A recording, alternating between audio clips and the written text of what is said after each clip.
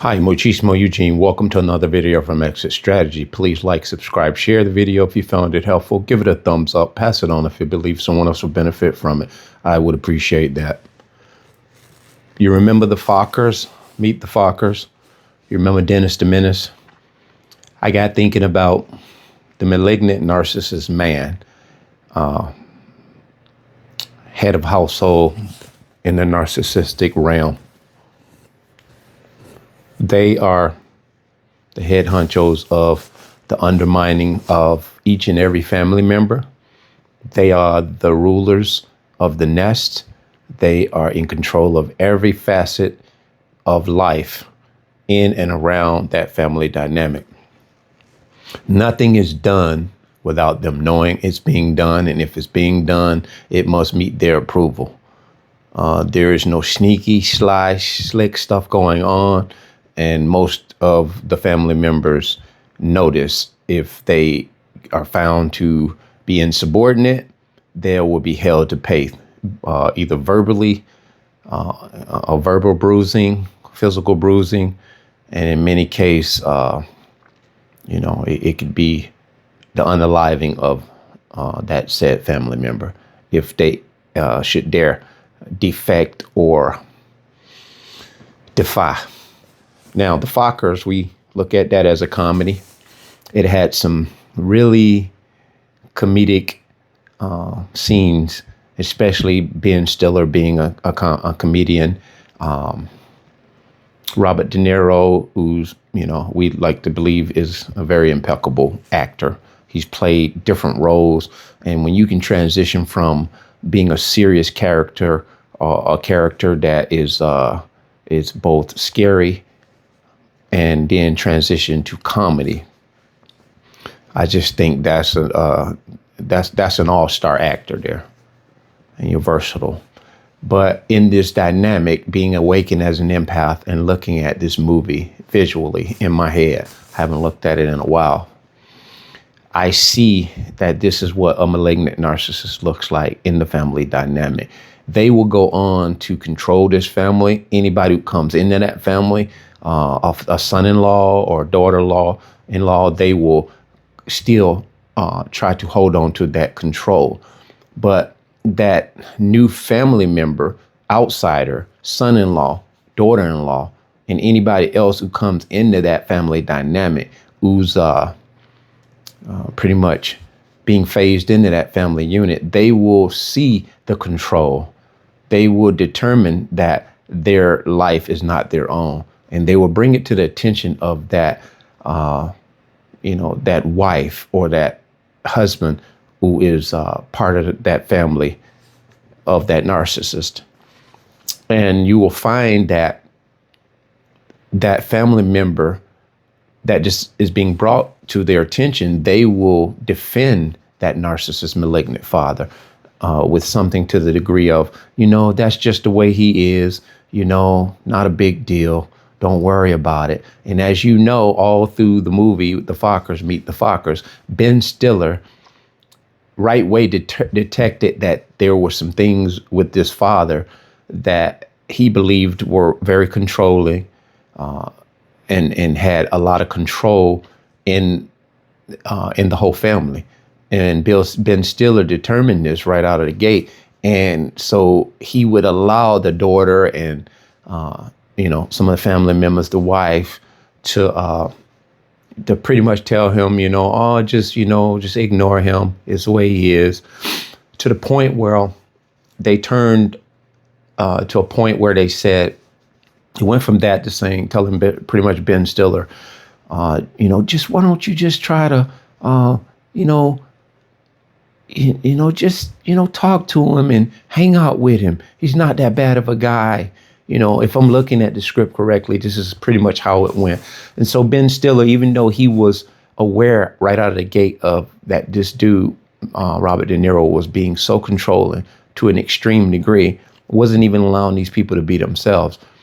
He conceded with the wife or the fiance and tried to win Robert De Niro over. You can't win a narcissist over. And a malignant narcissist, forget about it. Forget about it. You better off just on the way in and on the way out, just speaking your mind, because you're not really going to get any leverage. You're not going to win. You're not going to get in their graces. They will, however, manipulate you, but they are setting you up, as you know, in the movie with Robert De Niro. And they're setting you up to make you look like you're so bad for their daughter or their son. So it makes them look like they were right.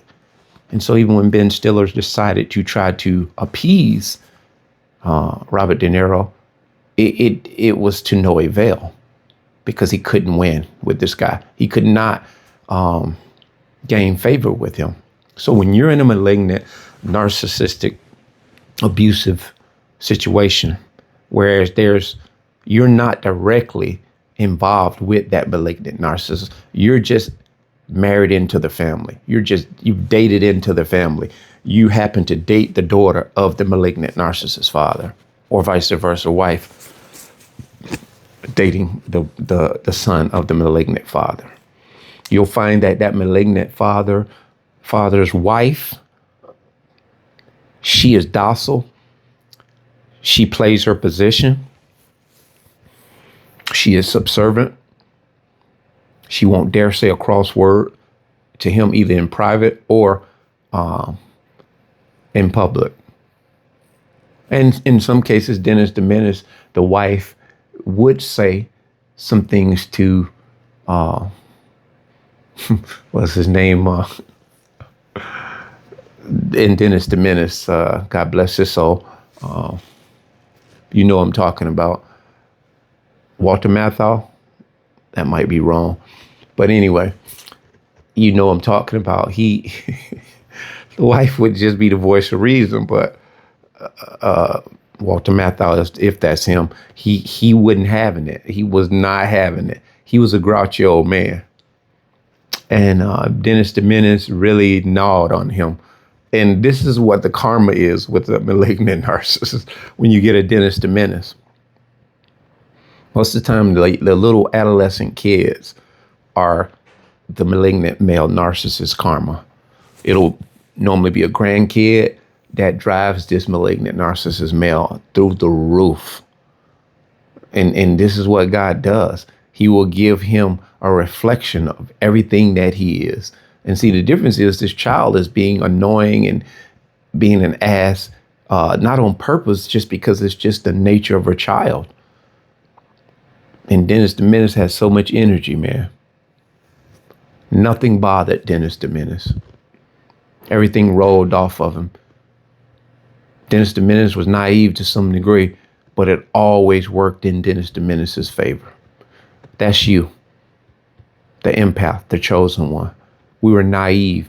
We bought into a lot of the things that the malignant narcissist, or the narcissist in general, was setting us up for. They would send us out on a limb just to saw that limb off. And you've seen this in Tom and Jerry, Roadrunner, Elmer Fudd.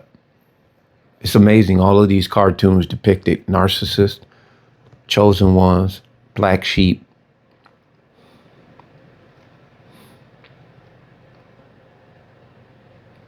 And so we're able to reflect on these cartoons, as comical as they were. We know it's no laughing matter when it came to our life being very similar to these things. But we're not saddened because of it, because we can have the last laugh. It caused us to not take things for granted. It's caused us the abuse, the awakening as a result of the abuse. It caused us not to take anything for granted, not to take things lightly, not to take things at face value, not to take things as always comic.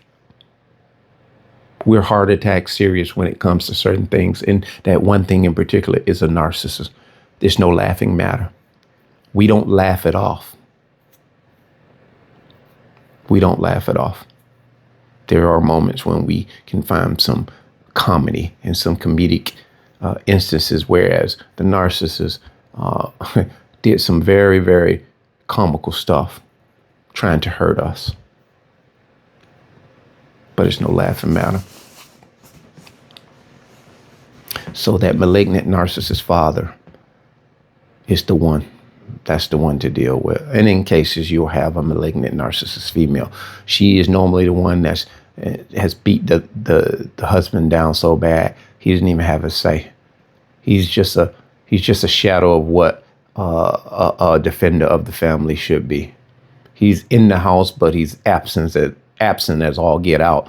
He is not physically, emotionally there. He's not there in the sense of being able to make the decisions that need to be made as the man. He's just there physically, but he's absent. The kids are pretty much being raised with little to no male influence. The wife tends to always, the malignant narcissist wife tends to always have the last say, whether wrong or right, good or bad, what she says or what he says as the malignant narcissist man goes. Doesn't matter if it's a logical solution, that goes out of the window. And even when it backfires in that narcissistic, malignant narcissist male's face, his idea, nobody dare say, well, we told you we should have did it another way. You don't want to go there. It's their way or no way. It's a torture chamber to live in that family dynamic. And how I understand that is I look back at some of the families that I used to know, like friends. I used to go over their houses, and you walk into the house and you could hear a pin drop. And most often it would be that authoritarian husband sitting over there, wouldn't say hello, wouldn't greet anybody, would not have his mind on anything that is important in anybody else's life. And what he was doing was probably not important to begin with, but he gave the illusion that what he was doing, whether it was just sitting there doing nothing, watching TV, he would make it look like everything was a problem. The kids start playing, he'd be like, start yelling, go outside. He'd swear. The kids would automatically, when he spoke, you could see the air and the energy went out of these children. And wasn't another word spoken. And you being the visitor, as I was, you'd be like, automatically jump into obedience, because he not only was speaking to those kids, he was speaking to you. And a lot of times you wouldn't be doing anything wrong, but you would jump into submission because you'd be like, you thought you had committed a cardinal sin.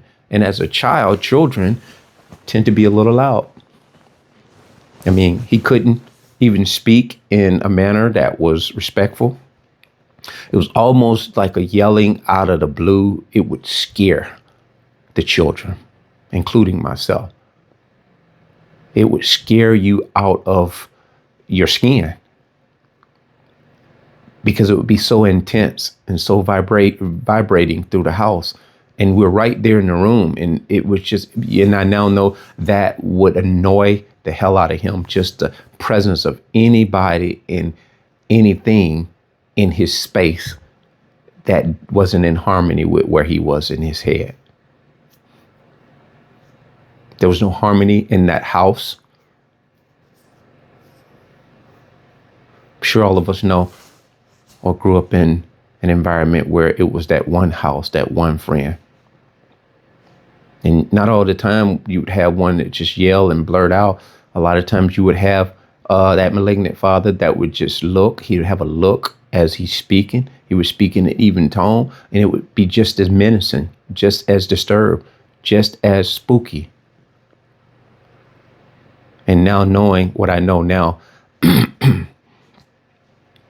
those malignant male fathers were very, very disturbed. Very disturbed. And so when you see this dynamic in a situation where either you married into this situation, and their in-laws, it's a hell of a marriage or a hell of a relationship to be in, because you're not just in the relationship with that person you met. You're in a torture chamber with the whole family. You're a part of that torture chamber. You are a participant or a patient in that, if you will. You're their science project. And any decisions you want to collectively make with your partner is not you and their decisions.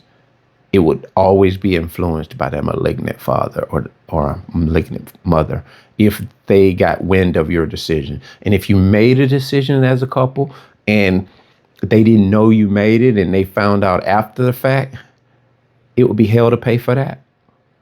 It would be a guilt trip ran on that sibling, to the point where they would put so much pressure and distress on him or her, then it would trickle down into you and his marriage or you and her marriage.